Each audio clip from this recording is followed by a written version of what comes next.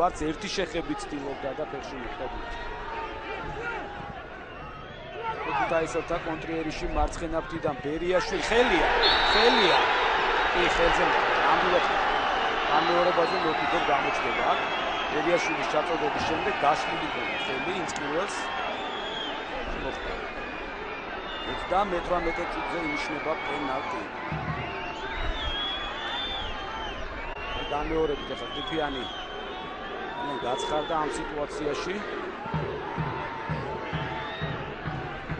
უკმაყოფილოა სადის გადაწყვეტილებით. მგონი ძალიან კარგად ჩანს. ხელზე მოხდა პირდაპირ გაშლილ ხელში მოხდა. საჯების ინტერპრეტაცია როდის არის ხელი, როდის არ არის ეს ვერავინ ვერ გაიგო, მაგრამ ხელზე რომ მოხდა ბურთი ეს ფაქტი. და კუხიანიძე ემზადება პენალტის დასახელებას.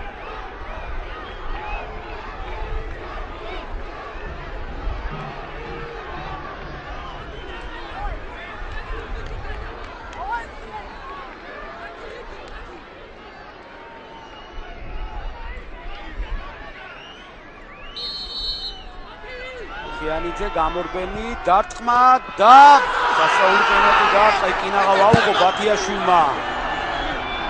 ვაუღო ბათიაშვილმა, მაგრამ ფაქტია გოლი გავიდა. 39 წუთი ანგარიში გაიხსნა. ხიანიძე უსთავშიც გაუტანა პენალტი, ოღონდ ხოსმანს. ან ბათიაშვილს ხედავთ პენალტი.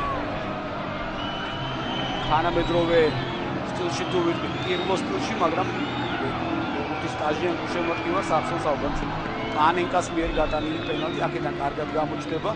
ვინაც ზუსტად დაარტყმა ბათიაშვილი კინაღავ წამოდგა და აი. თუმცა მაინც ეფექტური ეპიზოდი იყო, მე არ ვიცი ხარ